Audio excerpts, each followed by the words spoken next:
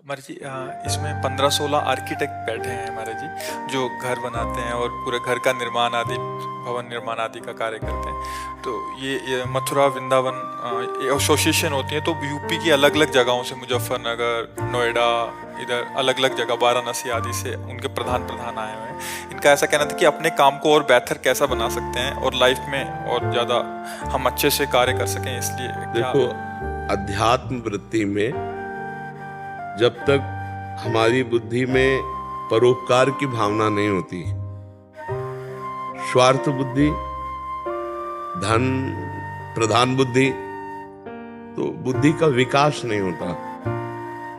जो बुद्धि का विकास होता है वो परोपकार की भावना से होता है और भगवत संबंध से होता है। धन संबंध से तो बुद्धि का विनाश होता है।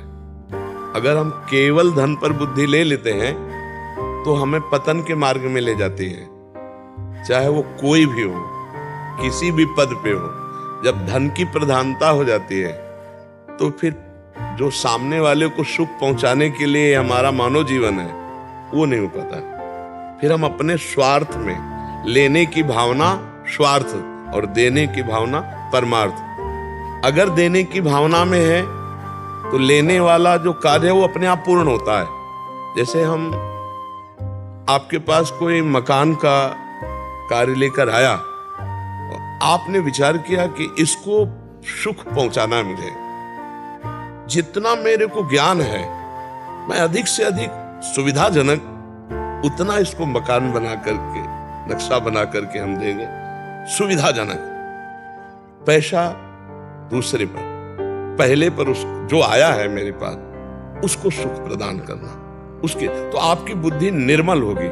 परोपकार की भावना में बुद्धि निर्मल होती है और निर्मल बुद्धि भगवत चरणारविंद से युक्त होती है, धर्म से युक्त होती है। तो वो आपके भी हृदय को चिंता, शोक, भय, विषाद इनसे रहित करेगी और दूसरों को भी सुख पहुंचाएगी।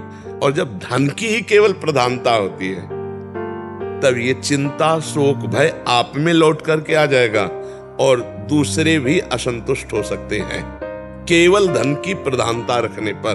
तो हमें सबसे पहली बात रखनी है कि हमें जितना ज्ञान भगवान ने दिया है जिस विषय का, हम दूसरों के सुख के लिए धन की प्रधानता न रख करके करें। जैसे डॉक्टर है, धन की प्रधानता कर ले तो मरीज को सुख देने वाली बात नहीं रह जाएगी। न्यायाधीश है, धन की प्रधानता कर ले तो फिर न्याय सही नहीं कर सकता। वकील है, धन की प्रधानता कर ले तो सही वकालत नहीं कर सकता। मास्टर है, धन की प्रधानता कर ले तो सही शिक्षा नहीं दे सकता। जो जहां है वो तभी सफल हो सकता है जब हमारी परोपकार की भावना हो, दूसरे को सुख पहुंचाने की भावना हो। और धन तो गौड़ विषय है और जिसके मुख्य धन होता है तो फिर वो सफलता नहीं होती। जीवन अशांत और मृत्यु तुल्य जीवन है जिनको सौभाग्य समझ रहे हैं। गाड़ी पे चलना, भोगों को मनमानी भोगना, मदिरा पान करना, रुपया पैसा के सब मनोरंजन, कितने दिन, आखिरकार मृत्यु तो आएगी ना। तो परमार्थ के लिए तुमने क्या किया, स्वार्थ के लिए तो अधर्माचरण किया। तो इसीलिए हम प्रार्थना करते हैं कि तुम्हारा जीवन राष्ट्र का जीवन है,